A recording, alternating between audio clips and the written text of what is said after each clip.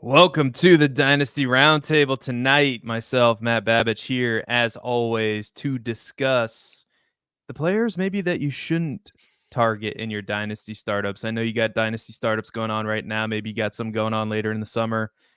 We talked about players that you should target in the last episodes, so go check that one out after you've watched this one. But tonight, we are talking about players you should avoid, players that you absolutely should not draft to let your league mates draft in those dynasty startups. Absolutely. And this advice extends beyond dynasty startups as well. If the market is above or below a certain player, you're outside of your draft, trade for, trade away. As we know, the buy low, sell high drill, but a little bit of a yin yang episode. We're bringing you essentially the ice to what was last week's fire. And we're going to talk about some dynasty landmines today. I know you and I both, just a pre-applause to us both. I think we picked some really good names. It's really easy in these shows to just start going down to like the top, 30s, 40s for some of these guys, but we kept it mostly guys that generally aren't being, I'll say, trashed on for their dynasty value right now. So I really like the takes we're going to have in store today, and I think we might even disagree on a few players this time around. Yeah, and these are always the conversations that spark the most heat because we're talking about players probably that some of our audience members, maybe even Matt or myself, might have a high opinion on. So that conversation is always good. So let us know as we're going through this episode what you think in the chat, and we will throw as many comments up as possible. We have Sick Nasty in the chat, first in the building, and we have the master assistant to the editor, or the assistant the assistant to the editor, Joel Ybarra in the chat. Awesome. We have Sam Babich. He's always in there. Papa Babich is in the house. So without further ado, Matt, who do you want to talk about first? So I'll lead it right off with my biggest sell of the season. And he was a player who I've now faded at ADP for 2 consecutive seasons. And it's T. Higgins. When we look at T. Higgins, Anand said it perfectly on Matty Kiwoom's The Game Plan podcast, which is on Saturdays on Roto Underworld's YouTube. So go check that out as well. It's a great show, one that you'll surely find myself and Seth on in the future, especially as redraft comes up. But it's beyond certified that T. Higgins is not a true number one receiver in the NFL. He's only recorded 1 season as a top 24 receiver in fantasy points per game, albeit he was wide receiver 12. He's never cleared 1,100 receiving yards, only 2 of 4 seasons clearing 1,000 receiving yards. He's never cleared 8 touchdowns. He's only earned a 20% target share or better once. And he will not be a Cincinnati Bengal next season. It's almost a certainty. And so let me ask you this, and this is a real question that I'd like you to answer if you have an answer. If T. Higgins is traded mid-season, where does he go that immediately increases his dynasty value? He's currently wide receiver 23. So where does he get traded where it's like, boom, T. Higgins, certified top 24 receivers, can't debate it? It would have to be a place where he's the number one option, right? And then you look around the NFL and you go, well, where is that spot? That's exactly right. I don't know. I don't know if there is a spot. The Bears, like 2 seasons ago, would have been a great, or last season potentially, but you had DJ Moore there. I'm struggling just off the top of my head to really think of a place where he would be the number one wide receiver. It would have to be in an off season where somebody would lose a wide receiver. I don't know if we can foresee that. But just I don't know, like what happens in maybe Cleveland if Amari Cooper, they don't agree to a contract extension. I don't know Amari Cooper's contract to be honest, but it would have to be some situation like that. But more likely, what's going to happen is he's going to be the number 2. Like the first team that came to my mind. What about the Detroit Lions to pair him up with Amon-Ra St. Brown? But then he's in like a similar type situation. Exactly. There's very little contingent upside for T. Higgins right now. And so based on profile, I understand that there's a lot of heavy hitting upside there, but there's also a lot of injury history. He plays big. He doesn't avoid contact. He takes more hits than a guy like Tyler Lockett, who's been able to extend his career and play full seasons. So there's very little contingent upside for Higgins, and he's being priced at a point where he's only reached once in his career, and it was 2 years ago. This, big season for T. Higgins, this wide receiver 12 season continues to get further and further away. He went wide receiver 12, wide receiver 24. I think it was something like 38 in 2023. And this is all with Jamar Chase. He's supposed to be the number 2 guy there, right? And in a very pass-heavy offense, the Cincinnati Bengals. And so if he hasn't been reliable as the number 2 in Cincinnati, we have to just project that he all of a sudden goes to one of the best offenses in the league and earns more targets than he did at Cincinnati. And that's a tall bet for me. And so we start looking at some of the receivers that are after him: George Pickens, JSN, Jordan Addison, Brian Thomas Jr., Ladd McConkey, Xavier Worthy, Jaden Reed. There is just so much upside underneath him. It's hard to imagine less than 3 players finding their way to usurping T. Higgins in fantasy value. And it's simply a probability game where I think it's more likely that Higgins falls 5-6 spots than he increases anything in any value. So I just see very little upside in Higgins' profile, and he's a guy where before anything happens, while he's still a Cincinnati Bengal and things are still uncertain, get him off your team. Don't draft him at whatever cost. Yeah, because the list of teams is very thin where he could be the number 1 option. Buffalo? Could it be the Bills? But then you still have Kincaid there, right? Because the Bills don't really have a number 1 legit receiver unless you count Keon Coleman, right? The Patriots, if those rookies don't work out, I suppose. But that's not a great situation. The one that sticks out like a sore thumb, and you said it, Green Bay. Like, what if Green Bay decided to bring him in? And I don't see Green Bay doing this because Green Bay has not been or just look at what they've done in the past. Like, they don't spend first-round picks on wide receivers. I doubt they would trade high draft capital for a wide receiver that they would have to pay. Yeah, and I think they like what they have, too, and Jaden Reed and Dontavian Wicks and Romeo Doubs. Like they've got some good Christian Watson. Even so, even with that receiving core, I'm not projecting. There's no chance I'm projecting higher than 23% target share in that receiving core. Probably right on the dot at like 2019, where he's always lived. So again, like same situation, high pass volume offense, about 19-20% of the targets, touchdown dependent, big play dependent. And I kind of like this trade. It depends on what you're getting on top. I think the T. Higgins just has a lot more dynasty value than Christian Watson right now. So I think even though they could be passing ships, there is a lot of risk with Watson.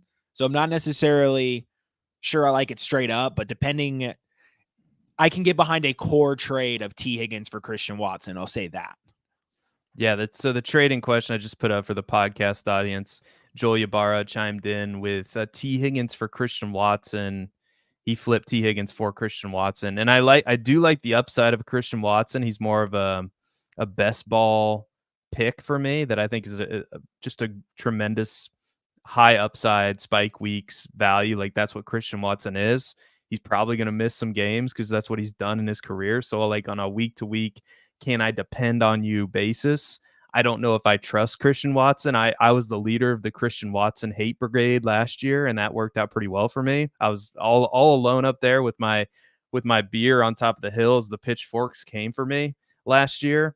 So I think, but the beauty of this, Joel, is I don't know how these negotiations went, but you can definitely get more on top of Christian Watson. Like you can definitely get more, maybe even like a second round rookie pick, maybe more than that, depending on how these negotiations work. So I think that's good conversation there around T. Higgins, because I completely agree with everything you said. I think T. Higgins is one of the more overrated players. And if T. Higgins did get that number 1 wide receiver role,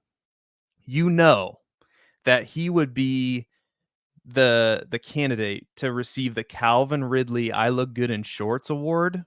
Like, he would just tear up training camp, and then that would be the time to sell him, because at that point he would be like, I can already see it coming from a mile away. Like, if T. Higgins goes to New England and becomes the number one wide receiver there, hypothetically, right? This is a year away, and that's assuming Jalen Polk and Javon Baker don't overtake that number one wide receiver role, which I really like Polk to do that this year. So T. Higgins is like just a prime candidate to look great in shorts. Like, and then that would be the time to sell him. Like, it's just mark it down, write it down, hold for now, I think, if you got him, unless you get a great deal, because he's not going to be a Bengal for very much longer, and then he might get that number one wide receiver opportunity. My player that I want to talk about, and we'll get to some good stuff later, but I'm just going to throw Tank Dell out there. He's currently player 52, wide receiver 20 on Keep Trade Cut, and there's no doubt that he's an exciting player. There's no doubt about it, but just player 52, wide receiver 20 just feels a bit rich to me, especially when I consider some of the other options. And actually, he's gone up since I look. He's actually player 50 now. He's ahead of Michael Pittman, DK Metcalf, DJ Moore. He's ahead of Zay Flowers, who I like more. He's ahead of George Pickens, who we've talked about. I like all those options more than Tank Dell. And there are multiple concerns. Number one is the addition of Stephon Diggs, right? It's going to be a increased target competition for a wide receiver core that, like, I get it, they're going to throw the ball a lot, but it's still added target competition, one of the better wide receivers in the past 2 to 3 years. The second concern is that Dell played on just 65.9% of snaps last year, and he dealt with injuries on and off throughout the season. And these range from like a week 5 calf strain to a week 12, or week 12 calf strain, rather, week 5 concussion. I had those flipped. And then finally, in week 13, he broke his fibula, which sidelined him for the rest of the year. And the last thing I'm worried about with Tank Dell is his ability to separate on a consistent basis, because last season he ranked number 43 in target separation amongst wide receivers, which isn't terrible, but it isn't great either.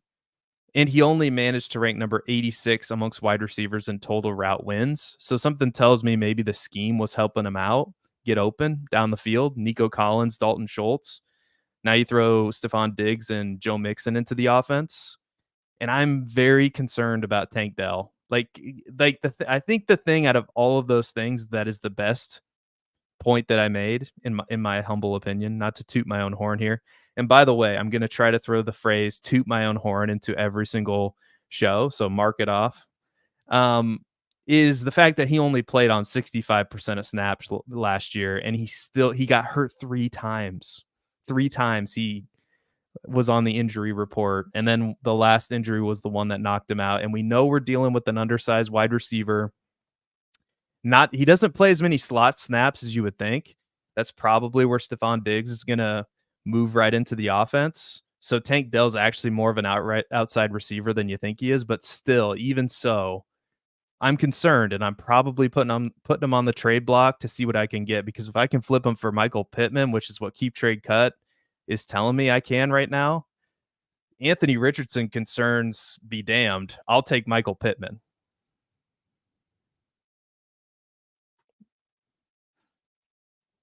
Matt, you might be on mute. I'm muted. Thank you. I know it's fun to, I don't even remember when I muted myself, but I know it's fun to knock down Michael Pittman, because Anthony Richardson, we have a rushing quarterback now, and everyone wants to freak out because, oh no, ever known gunslinger Gardner Minshew is no longer in town. However, will Michael Pittman sustain this level of opportunity now that the whopping 30 passing attempts from Gardner Minshew per game are just wiped clean, never to be found again? No, it's silly. It's silly to the Michael Pittman hate that he continues to get. In a 1v1 of sorts, I'm taking Pittman all day. And of course, you lead off with the one player. You're the last player on your list is the one that Seth leads off with, and it's the one that I didn't get notes in for. So I want to thank you for that personally. You're welcome. I do what I can for my teammate here, my partner in crime on the show. I'm always organized. You know, the editor of Player Profiler always has to be organized, and I let off with my last. I don't even remember the list that I sent you, to be honest with you. So you might be getting all kinds of different wild cards here. The beauty of that'll be really funny actually, because I fully prepared for the first 3 people on the list. Oh wow! All right. Okay, so I'll go. And so you did not prepare. So you did not prepare for the one player that I let off the episode with. Yes, very exactly. Good. But the great thing about Player Profiler is I can quickly pull up Tank Dell's page while you're talking and just start scanning his metrics. And the snap share was one of the first things that stuck out to me. And to go off of that, he was, nice 69th in route participation as well. So he only participated in 76% of the team's routes. So we're talking about a hyper efficient target rate. And we saw a lot of touchdowns too. A 12.1% touchdown rate is high. It's in the range where we could say that's kind of sustainable year over year. But let's look at a guy like Mike Evans, historically known for his ability to rack up touchdowns. In his big seasons, he's hitting like 16, 18%. But then in a normal season, even for Mike Evans, where he has 6, 7, 8 touchdowns on the year, that's about 8, 9%. So 12% is about a range where we would expect a little bit of regression. And you can honestly tell just from watching games last year. Tank Dell was just making these big plays at a rate that even when you were watching him, you were like, this isn't really sustainable, right? Like Nico Collins is in and out. There's all these extenuating circumstances. He's catching all these long touchdowns, broken coverages. And like you said, you enter in Joe Mixon to that equation, Nico Collins to that equation, Stephon Diggs into that equation. The target distribution starts getting tighter and tighter and tighter. And it's hard for me to imagine him clearing a 20% target share on this roster this year, which means he's not going to live up to wide receiver 18 expectations. Whereas you could flip George Pickens, you can flip Tank Dell for George Pickens plus right now and potentially get both ends of a better deal there. Yeah, and I would do that in a heartbeat. I think that's like if that deal's on the table, and I'm not really convinced that it is, because I feel like the perception of the value of George Pickens is higher, I suspect, than it is on Keep Trade Cut. You know, I just like, I don't think you're getting that deal done. But to be honest with you, and everybody that plays in leagues with me, just so you're aware, I would probably throw something on top of Tank Dell to get George Pickens. Like that, I don't know, maybe a 3rd round rookie pick, maybe a Noah Fant type player, something like that. Like, just that's where I'm at on Tank Dell versus George Pickens. Like, those are 2 ships that are, to me, clearly passing in the night. It's just, I get it, but why do that when you know what the market price is, you know? Yeah, I know. Like, I guess it's not like best ball, right? Where you're building this tournament and you got to think about uniqueness and all that nonsense. I'm giving away my cards. It's a real strategy though that I've thought about, and maybe it's better discussed on a later show, but it is a real strategy of, right, like, I will take a valued loss this year because of where I project these values to be next year. One of those things where you're essentially trying to look 1 year ahead and say, what trade looks ridiculous now that isn't going to look ridiculous today? And so that's a real way to get ahead of the market, is just saying, like, look, I'm not going to pretend that Tank Dell and George Pickens are this far apart when in my mind it's like this. So I don't execute it very often, but I respect the willingness to go out there and flag plant your guys.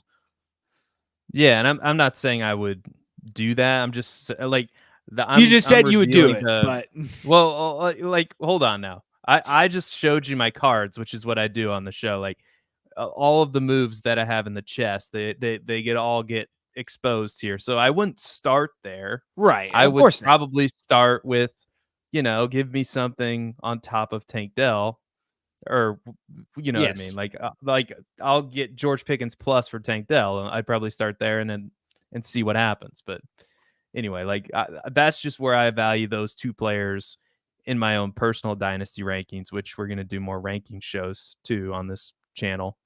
So click the like button, subscribe to the channel. I think we're ready for your next player, Matt. Who is player number 2 that you are not drafting in dynasty startups? All right. And it's really funny that he's on my list because just 2 weeks ago, we had to have a conversation and we had to have a come to Jesus meeting about my evaluation of Najee Harris. And it's not like I sat down and said, I think Najee Harris is good for all of these reasons. He kind of just ended up where he ended up in my rankings. And it was from your pitch of Jaylen Warren and that whole situation that made me realize, like, no, there's no way he should not be anywhere close. I have him ranked below where you have him ranked now. Like, I have plummeted him in my rankings. And it's because really all you have to say around the Najee Harris value situation is this. Najee Harris is valued at RB 23, despite finishing as the RB 30 last season. He will also not be a Pittsburgh Steeler next year. That's it. He's an inefficient, volume-dependent running back who's going to be another year older in a situation that, again, like T. Higgins, is probably going to be as good at best as his current situation. You can't get a coach in the NFL that loves Najee Harris more than Mike Tomlin. And even still, Jaylen Warren is so good that the genie was out of the bottle. There was nothing he could do. And then they began to split touches. 12.5 weighted opportunities per game for Najee Harris to 12.1 weighted opportunities per game for Jaylen Warren last season. So he was working previously in his days of being an RB2 or better. He was working off of a Joe Mixon-esque, 65, 75-ish opportunity share, which is elite. And he didn't have any efficiency to show for it. It was all purely volume driven. Now, this last season, that volume went away. Jaylen Warren came to the scene, and he's not going away. He is a better running back in both phases of the game. I don't think many people will even question that. And so we're not looking at a bulk load of the touches like we're used to with Najee Harris. We should be expecting him to finish between RB 30 and RB 25, 24, 23 if he truly has a hyper efficient season that we've never seen from him before. And that's not what I'm willing to bet on. And so, yeah, I mean, I'll admit that Harris isn't a bad running back, but he's not very good. And we're looking at a tough path to him beating his value this season. And then next season, all bets are off. No idea where he's going to go. The odds are higher that he ends up in a James Conner, Tony Pollard scenario where maybe he's signed to a team with a young back or a young back is drafted into that backfield. And the young back's probably going to be better than Najee right off the rip. So at his current evaluation right now, I can't get behind Najee Harris at all. And I thank you for showing me the light. They could re-sign Najee. They're definitely not going to they obviously didn't, they're not picking up the 5th-year option, so they might resign. I don't know. We've seen this a lot where if these players aren't franchise tagged, they're going to go who's going to give them the most money. So a lot of variables. You don't have to apologize. You can tell me you can tell me I'm wrong. I'm very, very okay with that. But okay, so apparently the GM's trying to get an extension done. They think he's a culture guy. I don't know. They said that the Cincinnati said they were working on an extension with T. Higgins. They didn't do anything. The 49ers were saying that they were going to do an extension with Ayuk. Nothing's happened there. So I think the talk is nice, but I still think there's a lot that's uncertain right now. 2 points I want to make. One, what do you want the GM to say? Like, exactly. Actually, we have no plans to resign Najee Harris. Boom, hold out. Like we're not gonna, Exactly. Like he's not like it. So that could be true though. Like the only and the second point I want to make is the Pittsburgh. The only argument that makes sense for Najee Harris this year is, oh, Mike Tomlin likes him. He's Mike Tomlin's kind of guy, because any metric that you want to look at, and we pointed him out here on the show last week, Jaylen Warren's the better running back. And I get it. Najee Harris was taken in the first round. Jaylen Warren is an undrafted player. I understand, but it doesn't matter anymore because now Najee Harris is in his 4th year in the league and Jaylen Warren is now in his 3rd year in the league. And we are, I believe, seeing 2 passing ships in the night. It doesn't mean that Najee Harris won't fall into the end zone 15 times. This is the same conversation we have with Rico Dowdle versus Zeke Elliott. It's very possible that the Cowboys are just like, oh, Zeke, oh boy, we got to get him the football. Like, it's very possible. But it doesn't make, like, sometimes teams do dumb things. And that would be a dumb thing to give Zeke more touches than Rico Dowdle, because every metric that you want to look at shows you that Zeke's a part-time player at this stage of his career. Right. And he's best utilized as a part-time player. And if you want to use him in the goal line situations, fine. But you can't be running him out there for 15, 20 carries a game, 3, 4, 5 targets a game. Like those days are gone. And those days are soon gone, if they're not already gone, for Najee Harris, because you look at, like, just since he was a rookie in 2021, which is where he broke out, like 10 touchdowns in that season, and he had 94 targets. And if you remember that, I believe that was Big Ben's last year. In fact, it was Big Ben's last year, because he was just dumping the ball off like crazy. And now you have a better pass catching running back in Jaylen Warren. And that's what we really care about, are these targets. And Jaylen Warren, with less than a 50% snap share, basically they split duties last year. Number 5 in targets amongst running backs. I got news for you. Like the thing that you are counting on with Najee Harris is 2 things. One, you're counting on Mike Tomlin loves him. Okay, you better be right. And number 2, he needs to fall into the end zone like 10 times. Is that going to happen? I don't know. I suppose it could, but I like betting on Jaylen Warren at his ADP right now far better than I like betting on Najee Harris. And you said it. We don't know where he's going to be next year. There's a chance that they're working on an extension. I could see the Steelers doing that. It would not shock me, but it's literally would not shock me either way if they let him go. That would make the most sense to me in 2024's NFL. Why would you sign Najee Harris to a long-term extension unless you're getting just a deal? You know, like I don't know. Like we'll see how the season plays out, but again, it comes back to the point, like any metric you want to look at, you cannot convince me that Jaylen Warren is a worse running back than Najee Harris, or Najee Harris is a better running back than Jaylen Warren at this stage in their career. Amen. Preacher. So I think, wow, did we do this like perfectly? We're at almost 30 minutes. So I think we're going to run an ad. Well, you didn't. Not an ad. We've only done 3 of the 8 players, so we didn't quite do this perfectly. I'm not good at math. I'll do one more player. All right. And I promise it'll be, just for full transparency, like it is June 26th and people are shooting off fireworks in the neighborhood, because in Missouri, in the United States of America, Midwest, baby, it's fine to shoot off. It's fine to shoot off fireworks like in the entire month of June and possibly the entire month of August. And if you're a dog owner, you know that it wreaks havoc on these poor puppies. And my 2 dogs are just they never come down here during the show. They're right here, so I'm trying to navigate around them. But my next player, I actually have a quick thing to say about that. If you're over the age of 13 and you're lighting off fireworks in a neighborhood, grow up. I'm just gonna say it. Grow the fuck up. Go out into the wilderness, or like a plain somewhere where there aren't people. Like, not even considering dogs or war veteran people with PTSD, like all these things. Just beyond that, it's just annoying. Like, no one likes it, I promise you. And it's only 3 to 5% of the population that does it. It's just on the 4th, sure, you get your 1-day pass to wreak havoc. Yep. You get 1 day. If you want to light fireworks, if you want to light fireworks off on June 26th, go somewhere else. Go somewhere where you're not bothering people.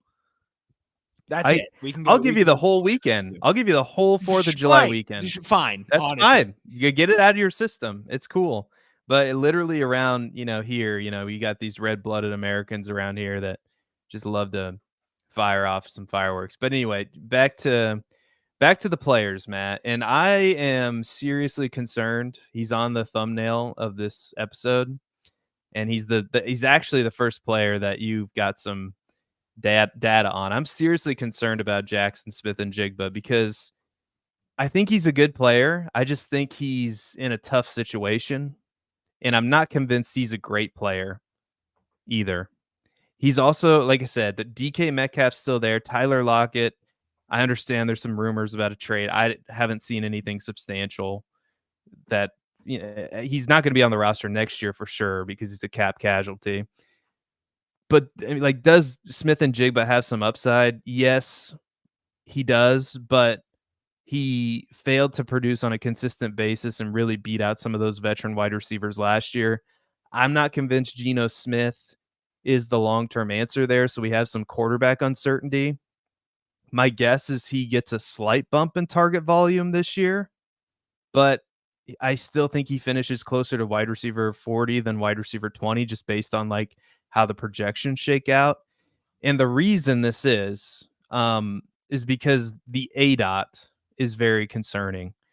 He was number 95th amongst wide receivers in average depth of target last year. So he not only is he going to need to see more targets, which I'm questionable about.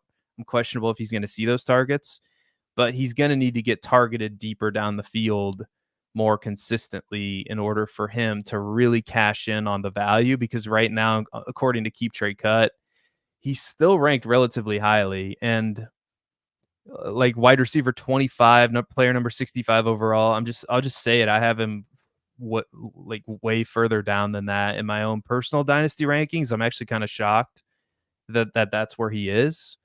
And I'm probably fine letting somebody else draft him this year. Because I think the wide receiver that you want at value there is probably DK Metcalf. And I'm not even really sold on DK Metcalf, to be honest with you.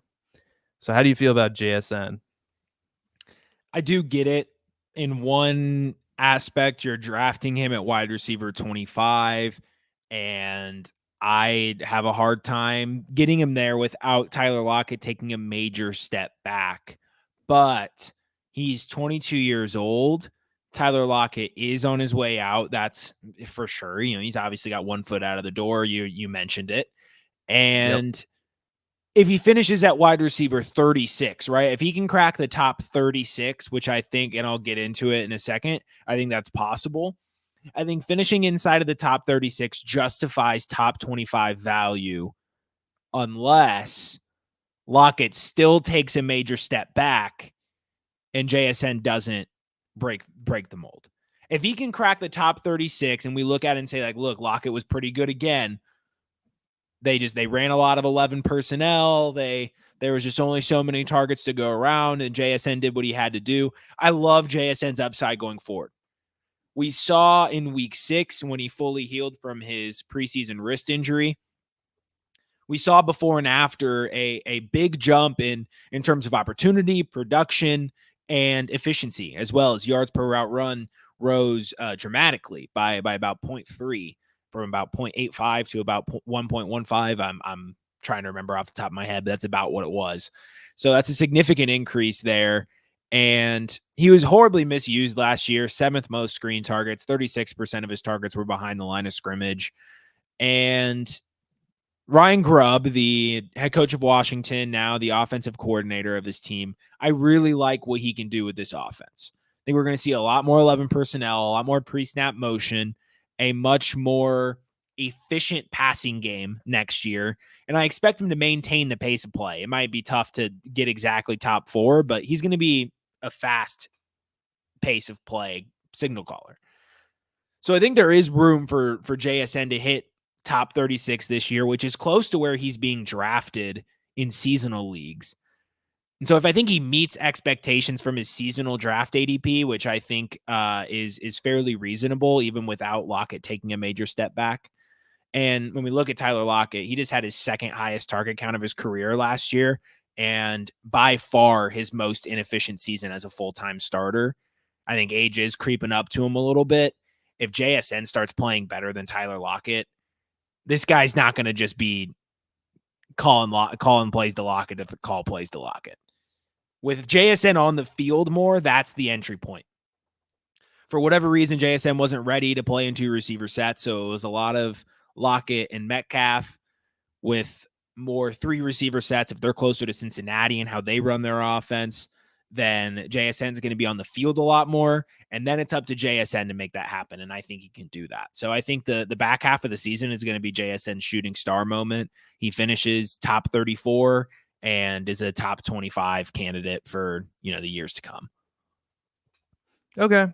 I do get it, like not wanting to draft him right now. I absolutely get that. Because when you look at just where he's at, and again, we used Keep Trade Cut just as a barometer of, like, he's actually gone down. They must have done an update. He's player 66 now overall, but to me, that's just still very high considering who's still on the board when you're drafting there. Like, I don't know. Do you want Ladd McConkey or do you want Jackson Smith and Jigba in his situation? You know what I mean? Like that, I feel like that's a real debate, and I could probably argue that Ladd McConkey, like if we want to make another bet, and I don't know that you do, but will Ladd McConkey get more targets than JSN this year? We're gonna bet. You want to bet that? I'm actually pretty out on that. Give me the rest of the night. I know we want to make a bet, but we'll announce it next week. I do want to give the rest of the night to actually play this out because in my head I've been like, I think Ladd McConkey is going to get less targets than a lot of people think.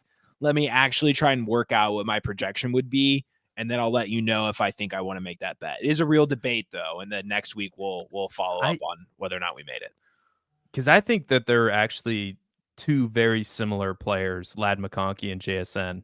Like, I think, like, look at where they were drafted around. Look at what they do from a skill set perspective. But the difference between the 2 is the situation. Like, who's Ladd McConkey competing against? Josh Palmer, Quentin Johnston, DJ Chark, Hayden Hurst.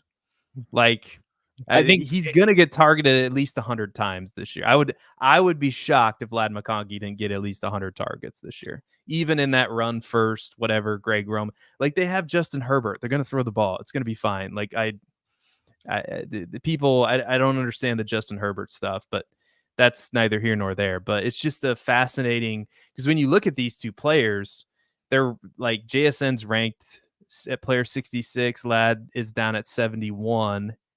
And Jackson Smith and Jigba's 22, Ladd McConkey's 22. Like, literally, I think the only difference is the target competition.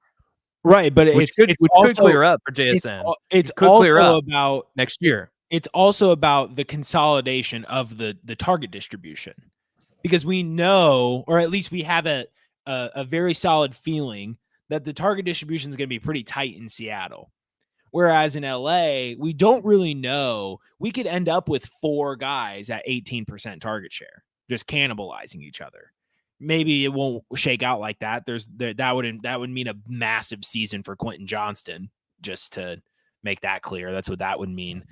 But JSN also had a 17.5% target share last season and had 93 targets. So if you're pinning Ladd McConkey for 100 targets, I'm pinning JSN for 100 targets this year. And then it starts getting really close. But I do think that there is a chance that Ladd McConkey, just because of the target competition, ends up at 125, just because they got to get the ball to somebody. And somehow Xavier Worthy is ranked below both of them in Keep Trade Cut.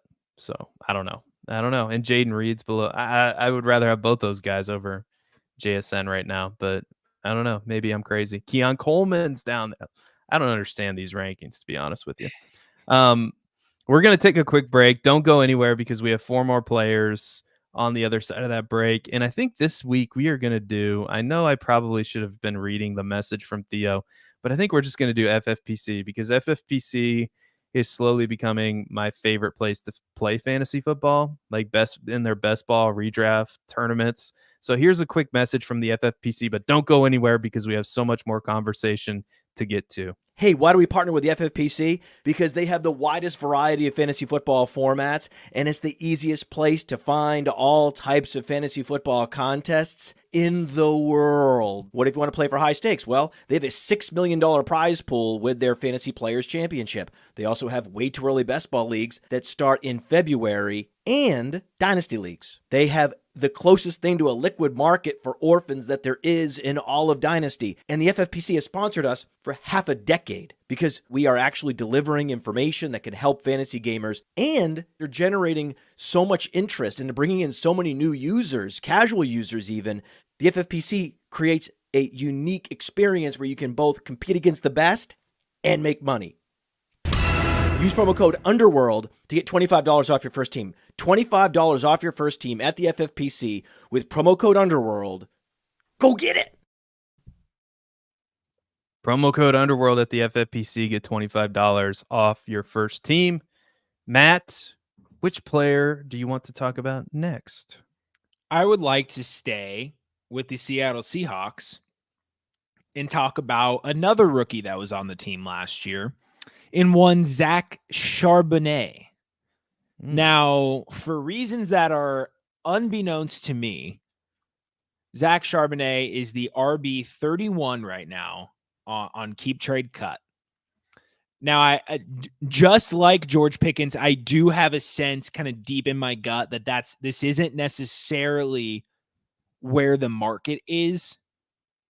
But nevertheless, I'm going to label him as one of my biggest sells and fades because there's a lot of issues with his profile. For starters, he's behind Kenneth freaking Walker, who we were talking about this backstage before the show, happens to be really good at football. If you didn't know, best comparable to LaDainian Tomlinson, very efficient runner, good pass catcher, doesn't necessarily garner the targets that we would like. But again, if this passing game gets more efficient, if the pass rate goes up a little bit, Kenny Walker takes a little hit on the rushing attempts, but gets maybe 15, 20 more targets, things could be, but this isn't a Kenneth Walker statement. This is a Zach Chardonnet statement. But when Kenneth Walker was healthy, he was the bell cow. So even though Chardonnet performed well in Walker's injury absence, Walker returned and closed out the season on a 72% opportunity share, which was what his mark was for the entire season. Now, what can we expect this season? Well, like I mentioned, an increased pass rate under Ryan Grubb. So that's point Kenneth Walker. 14th in yards per route run versus 38th for Zach Chardonnet. More red zone and goal line work with more sustained drives. Point to the 76th percentile BMI Kenneth Walker versus 30th percentile for Zach Chardonnet. And so I am going to pass on Zachary Chardonnet finishing inside of the top 31 backs or even close to the top 31 backs, because behind him, we have Zach Moss, who's a starter, Marshawn Lloyd, who's a promising rookie with a potential day one role and at least has a starter on a 1-year deal, Tony Pollard, who's a projected starter, who's getting probably around a 50-50 split, if not more, Jalen Wright, Aaron Jones, who's a starter, Chase Brown, who will likely get more work than Chardonnet, Jerome Ford, who's a day one starter. This list is long. James Conner, who's a day one starter, Devin Singletary, who's a day one starter. And so if this is truly the market sentiment, again, consider me an ageist in the opposite way, that I'm just not going to value a guy like Zach Chardonnet highly because he's young. If I'm playing outside of the top 30 running backs in Dynasty, I just want to vulture all the James Connors, all the Devin Singletaries I can. Let me keep churning late seconds or third round picks in the future for guys that are going to be top 30, top 24 backs playing significant roles on my team while some guy is wasting Zach Chardonnet on his bench. He's not a long-term bet either. Kenneth Walker has 2 more years before his 5th year option rolls around. So Kenneth Walker is probably going to be a guy that stays on the Seahawks longer than his rookie contract tenure. And so you're not really looking at any long-term upside for Chardonnet either, unless somehow he proves he's good enough to cannibalize enough touches for an even split. But I don't think that's happening. Yeah, we talked about this pre-show, and by the way, I think it's just a 4-year deal because I think Kenneth Walker was taken in he was the a second round pick. round. Yep, second round pick. He's but still, early second round. I expect him to be on that team 5 years, at least. Yep. Yeah, I agree with that, and you're right. Like Zach, or rather Kenneth Walker, is just a much better running back than Zach Charbonnet. It was so bizarre when they took Charbonnet last year in the second round, right after they took Kenneth Walker. And the only explanation that I could come up with is, oh, they want a compliment to Kenneth Walker, I guess. And there's nobody on their board that they see that is as valuable to them as filling that role. And I guess backup running back is a role that you have to fill on a team. But that's what Zach Charbonnet is. And this is exactly why the running back spot in Dynasty fantasy football is potentially the most overrated, overfilled, especially your RB2 spot. I don't have any problem with you going out and getting a Bijan or Breece Hall with an early pick in a dynasty startup. I have no problem with that. I have no problem with, investing in a Kenneth Walker, a player like that. But the RB2 spot on your fantasy league, you just mentioned so many names that I'm interested in going out and trading for these players. Zach Moss, James Conner, Devin Singletary, just to name a few, are all starters and are all ranked below Zach Charbonnet. And I agree. I don't think that you can go out and necessarily flip Zach Charbonnet for Devin Singletary or James Conner. I guess the value's close, but I would assume that your league mates are going to be savvy enough to know, hey, Zach Charbonnet's a backup and this guy's a starter. That's not fair. Like, I think on the surface level, those values wouldn't equal each other. But Keep Trade Cut is telling us that the general public thinks that Zach Charbonnet is more valuable than he is. So therefore, don't draft him, because it's kind of like draft picks are kind of like cars. Like when you drive them off of a parking lot when you buy them. Like if it's a bad pick, like Zach Charbonnet is a bad pick, it's really hard to trade that asset because it's really hard to sell the upside case for Zach Charbonnet outside of a Kenneth Walker injury. And even if that happens, I'm not convinced that Zach Charbonnet could handle a bell cow role. I'm not convinced of it. So I'm 100% on board with Zach Charbonnet. And again, it's a reminder to me, to you, to everybody in our audience that the RB2 spot in fantasy football, dynasty fantasy football, is probably the easiest spot to fill on your roster. Just go out and get one of these quote unquote crusty veterans, because people have their ageist opinions like, oh, I got to get this guy off my roster before he's completely worthless. It's like, no, you don't. Like, just if you're a contending team, just use that guy to help you, I don't know, get 10, 15 points a week. It's fine. It doesn't have to be super efficient. Just look at what Joe Mixon's done his entire career. Not that that's the best example, but you see what I'm trying to say. Not trying to talk shit on Joe Mixon, but so should I make the world explode here? You should. Just make everybody mad. All right. So here's the deal, people. CJ Stroud's overrated. I didn't say that as convincingly as I wanted to. I'm gonna try one more time. Say it with your chest, Seth. Somehow, like my throat got caught as I was. CJ Stroud is over. Like, I didn't say it like I wanted to. CJ Stroud is overrated. He's overrated, people. Like, he is. I'm sorry. I know he might be your favorite player. You got him at such a value, and if you have him, you won the lottery. Like you because look at, like, I drafted him last year at the 105, and I didn't love it because I didn't love the prospect. I'll admit I was wrong about CJ Stroud. CJ Stroud is really good. CJ Stroud's a really good quarterback who had a really good year.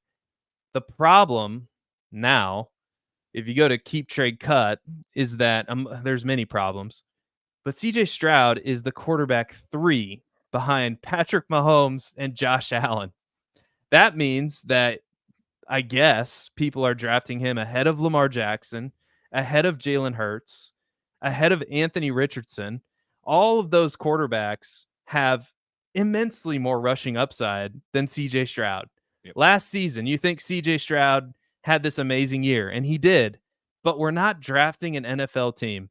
If you were making me draft an NFL team with the contract, CJ Stroud would probably be my number one pick. Like with the contract, I get it. Patrick Mahomes is the best quarterback in the league.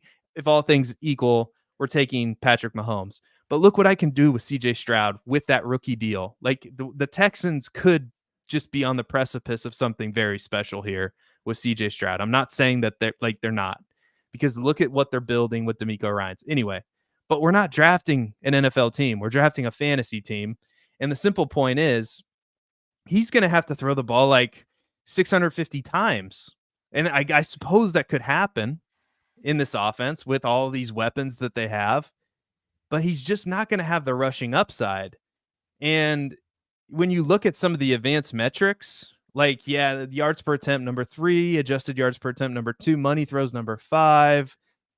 There's a lot good, but his true completion percentage was number 30.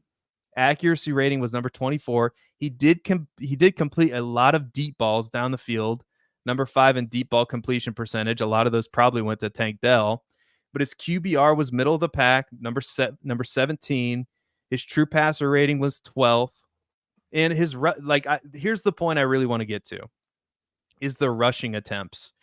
He's very much built like Joe Burrow, and there's nothing wrong with this, but he ranked number 19 in carries, number 38 amongst quarterbacks in carries per game. I'm not sure how that's possible, those two things.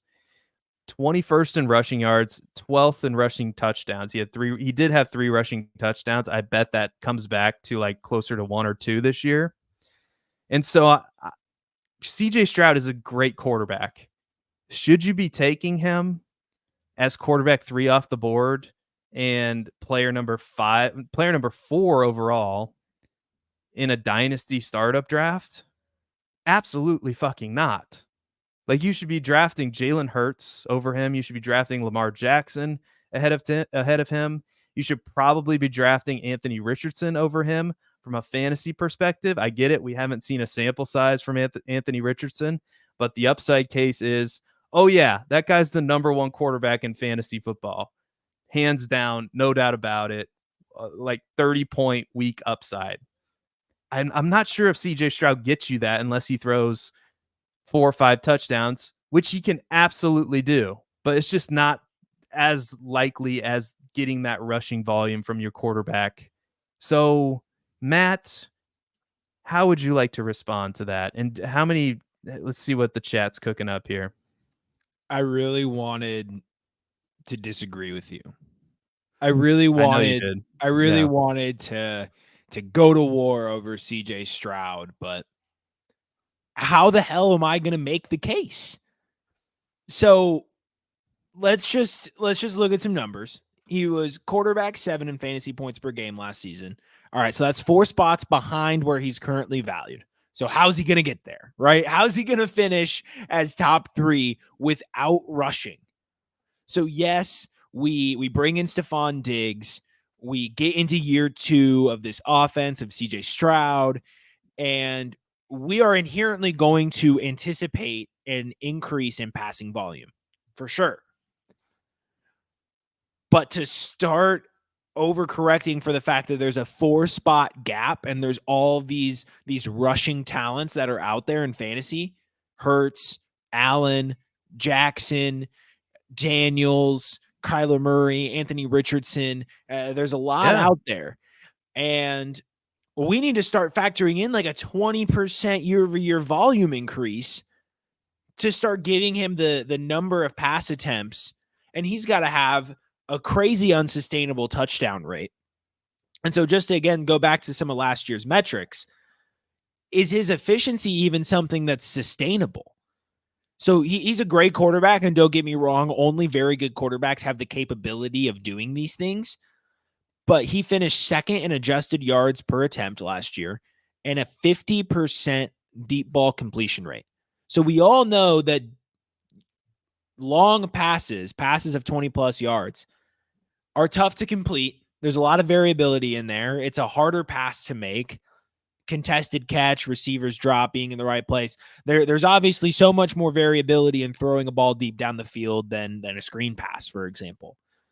So is 50% something that we can expect year over year? Well, let's look at Josh Allen, a known deep ball thrower. At his third year in his career, he finished at a 50% deep ball completion rate. Next year was about 41, 42. So he was able to sustain it year over year, and then 38%, and then 31% this year, which was like 34th. So even a passer like Josh Allen with talent surrounding him can have that fall. So we look at some borderline unsustainable efficiency metrics. We need to start projecting for a lot more passing volume. And the equation to get CJ Stroud into the top 3 in fantasy points per game, it gets really messy. So it's hard to justify that value. And you hit the nail on the head earlier. And I know that you're kind of taking this conversation more from a draft perspective. I've tend to steer it in some trade scenarios, but he was going at 105 in rookie superflex drafts. So you're able to turn 105 into the third most valuable player in Dynasty right now and can trade him off for a guy like Hurts or Jackson plus. Granted, it's not going to be plus much, but you could potentially get Lamar, Hurts, and a little sprinkle on top for CJ Stroud right now, a person that you probably picked as your 105 last year, and that's easy money. And then from a draft scenario at QB3, I just think there's better value on the board. Like you said, it's just going to be too tough for him to hit that mark. Yeah, I broke down a real trade, and I'll just remind everybody of what it. And I actually have the missing pieces of the puzzle, because at the time I traded CJ Stroud, who I took at the 105. I actually traded up to get him because I needed a quarterback, and the dude, it's so funny how these things play out, because I didn't really want him, but I needed a quarterback. And the guy was like, "Hey, you need a quarterback. You need to trade up to my spot. Here's the offer." And we went back and forth about it. So I actually traded up to the 105 to get him. And then I ended up flipping him in, as this team is trying to make a playoff push, traded me Brock Purdy and 2 2024 first-round picks. Those 2024 first-round picks turned into Malik Neighbors and Jaden Daniels. I feel pretty good about that trade right now because I love Brock Purdy going forward. I know not everybody does. I've talked about him extensively on this show. And Jaden Daniels, again, like, the rushing upside is he just needs to get a slip and slide, and he just needs to get down. I'm not a huge fan of Jaden Daniels, but I'm a fan of him in fantasy football. Right. And that's another guy I'm, potentially, looking to flip here if he gets off to a hot start, potentially. I wouldn't recommend doing that if you're a first-time player, but like, you probably shouldn't play with fire like I play with fire. But, and then Malik Neighbors, I'm very happy with that trade in hindsight. But yeah, I don't get it. Like, CJ Stroud, again, it is not a debate of whether he's a good football player, because he's really good. And like I said, the Texans are probably on the precipice of making a Super Bowl if they play their cards right. They're going to be good. Stroud is good. No one's saying that. It's just the values just kind of jumped the shark. Yep. You need him being taken over these rushing upside quarterbacks is even Caleb Williams.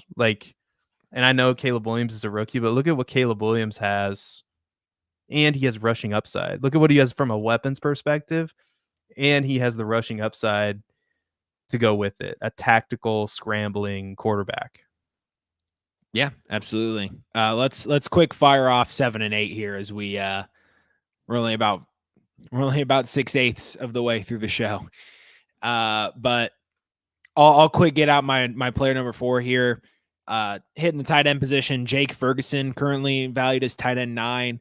I just don't see him being a top 10 tight end. And you can consider me an ageist when it comes to dynasty tight ends as well, because I just don't understand the value in propping up a guy like Jake Ferguson just because he's 25 years old and some of the players behind him are older. So I can't see why you would want him over Kittle, Ingram, David Njoku, who all finished higher than him last season in fantasy points per game. Not sure at cost I want Ferguson over a guy like Pat Freiermuth, who's potentially a top 2 target on his team and has shown the ability to cannibalize targets and efficiently produce. And you can look at his 2022 metrics on PlayerProfiler for proof of that. And for long-term bets, I'd rather cheaply get, again, Pat Freiermuth or Ben Sinnott, who's 22, Luke Musgrave, who's 24. Dak may not be back next year. They'll likely spend money on capital on another receiver. It's just going to get tougher and tougher for Ferguson to earn high volume targets. And we have no idea where this offense is going to go beyond this season. And he was a guy who profited off of red zone targets, was the number 1 tight end in red zone targets, only churned out 5 touchdowns, but the tight end 9 in fantasy points per game without any inspiring metrics to say, yeah, Jake Ferguson's really good at football. No, Jake Ferguson just got a lot of red zone targets. And I get it. Opportunity is everything. But again, there are tight ends going after Jake Ferguson who finished better than him last year and will finish better than him again this year. So especially in drafts, no chance. Zero. You'll never see me taking Jake Ferguson in a draft over Kittle, Ingram, and Njoku. There's no chance. You say to yourself, I'm a rebuild team. I don't want to take someone that old. Trade him. Trade him in season when they have more value. Jake Ferguson doesn't do anything for you except make you pissed off when he doesn't score a touchdown and scores 3 points. That's it. Trade Turd Ferguson. Don't draft Turd Ferguson. His picture is literally Turd Ferguson. Literally Turd Ferguson. It made me laugh for like a PlayerProfiler this morning. Yeah, the only upside case for Jake Ferguson is that he plays for the Cowboys. That's it. As soon as he's not playing for the Cowboys anymore, there's no more upside case because exactly like that's it. You're just it's a complete volume dependency, and Dak Prescott does target his tight ends. But anyway, I'm with you there. And I this is probably not a good one to end with because this is actually a complex conversation, I think, but we don't have time for it, is Brock Bowers.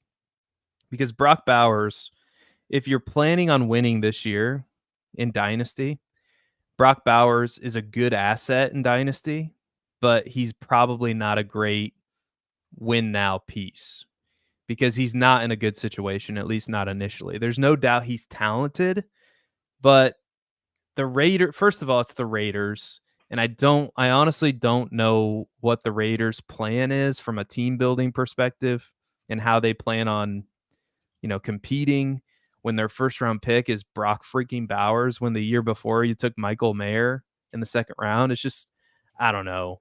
I just hate that from a team building perspective that you used 2 high picks in back-to-back years on the tight end position, regardless of how we feel about the prospect.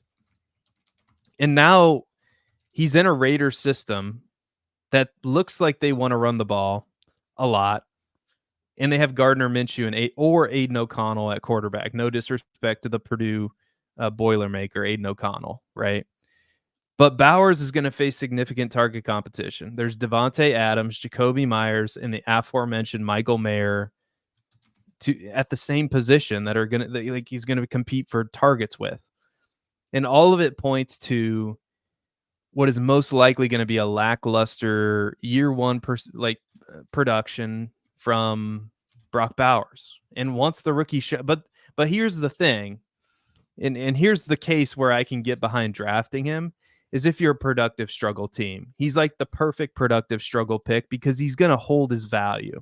Because all we have to do is look at Kyle Pitts or look at TJ Hawkinson or look at Noah Fant. Look at a tight end that was drafted in the first round. They held their value for a long time. So if your plan is productive struggle, then I guess I approve. But I would rather have Kyle Pitts at tight end 5 than Brock Bowers at tight end 4 because Kyle Pitts is still a young player who's in a much better situation, a lot less target competition. And to me, it really makes no sense why Brock Bowers is ranked ahead of Kyle Pitts or some of these other tight ends that you just, talked about from a win now perspective. Like, we go on down the line. I understand Mark Andrews is 28 years old, but he's Mark Andrews. Like, Mark Andrews is really good. TJ Hawkinson's hurt. Like, that might be one of the best win now pieces to go buy, like, in season, is TJ Hawkinson, if you can time it right. Travis Kelce, again, it's a win now piece. But you scroll, even if you scroll on down the list, like Evan Ingram, he's 29, but God, like, we play these, like, the average Dynasty league lasts 2.5 years. Like, he's going to provide immediate production for you. And he led all of tight ends in targets last year. I'm just going at the top of the tight end, rankings to me this year. Like, you just throw even all 4 of those tight ends up there, like Sam Laporta, Trey McBride, Dalton Kincaid, Brock Bowers. Like I think there's a real chance to, like, I think there's a real opportunity to just wait on tight end and take the sure thing in, like, an Evan Ingram or George Kittle. I get it, they're older, but they're probably, like, I don't know, like, that's a lot of early draft capital to use on a tight end, especially if it's not a tight end premium league. And there's really no, like, who knows when Brock Bowers is going to be good and produce for fantasy. Will it be like a 2-year, 3-year wait like we're experiencing with Kyle Pitts, who I think is a better prospect? Yeah, exactly. I mean, I'm old enough to remember when TJ Hawkinson was the second coming of tight end Jesus and was tight end 24 in his rookie season in 2019. And if I'm not mistaken, was outproduced by Eric Ebron. Am I in the right season there? Maybe I'm not. I know that was around the same time. It might have been 2018 that Eric Ebron destroyed in Detroit. Oh, now I got the metrics up. It was 2018, so it was the year before. Got mixed up there. But regardless, you're exactly right, and it's gonna take either just absurd yak or absurd touchdown rates for him to truly hit on this value this season. So it's tough. Like, in this Gardner Minshew offense, he works with a very tight target distribution. I do think there's plenty of room for Bowers, but if we take Minshew's 2023 30 pass attempts per game, give Bowers 20% of that, which is a really good target share for a rookie tight end to earn. Yeah. That's 6 targets per game, 96 on the season. He's not hitting tight end 4 unless he has otherworldly yards per catch and touchdown numbers. It's just going to be too tough. When Evan Ingram's going to have like 150, 120 targets, Trey McBride might have 120 targets. There's just not enough opportunity for him to do it with that incredible efficiency. Now, in a format like best ball, and this is where I think the summer starts kind of tainting Dynasty, because what's most popular right now, because it's not redraft, it's best ball. And Brock Bowers is a completely different bet at tight end 11 in underdog best ball drafts than he is at tight end 4 in Dynasty startup drafts. They couldn't be more different. So I do think some of the talk about Bowers being a potential skeleton key to winning Best Ball Mania 5, which I can hear the argument for, is maybe tainting the way we're looking at Brock Bowers or getting really excited, where his college prospect profile, it's pretty good, but it's not like the best we've ever seen.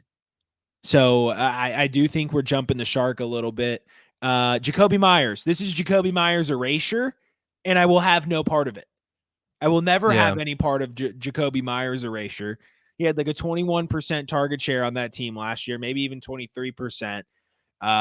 Jacoby Myers incredibly misvalued at wide receiver, like 50 something or whatever. But Jacoby Myers is the wide receiver too on that team. I'm pretty confident in that. Yeah, and this, like I said, it's a team that's going to run the ball a lot. They believe in. Just look at what happened toward the back half of that season when Antonio Pierce took over. It's like it's not going to be an offense that we like for fantasy football, unfortunately. With Gardner Minshew, Aiden O'Connell, maybe we like Zamir White. I don't know. Yeah. I'm fine with Zamir White.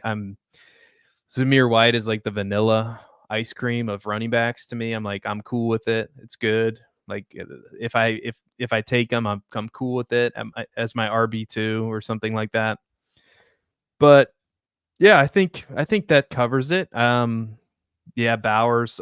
Don't get me wrong. Like from a rebuilding perspective in Dynasty, I think he's a decent pick to make, although he's pretty damn expensive. So, but me personally, it's just not how I Dynasty. Matt, tell us where the people can find you these days.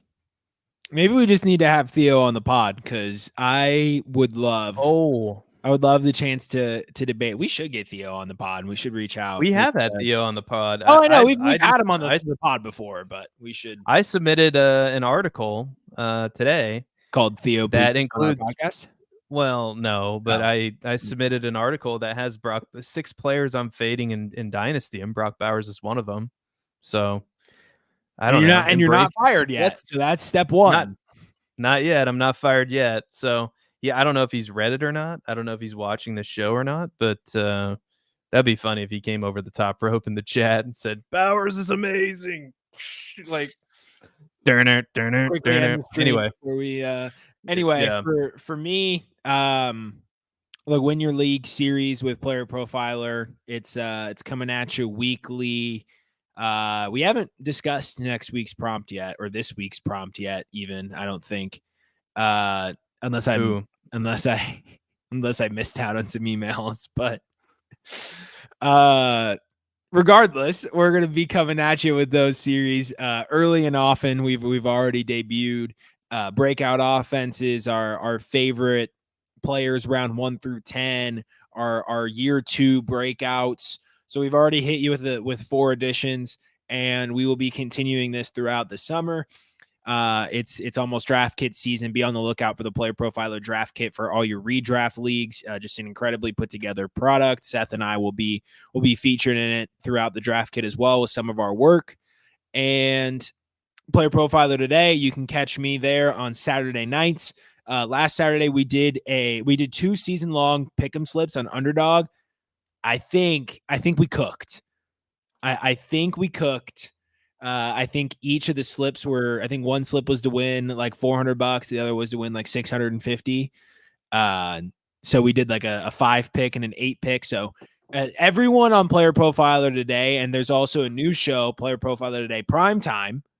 So we got even more news coverage for you. We have a myriad of hosts. We continue to switch up the topics, just keeping it fresh, keep getting, inventive with it. Tyler Knably is one of the hosts, so that, he's always doing something creative. That's just who he is.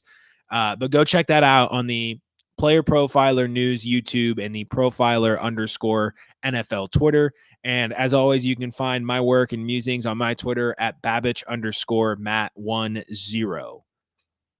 There you go. Go follow Matt Babbage everywhere he goes.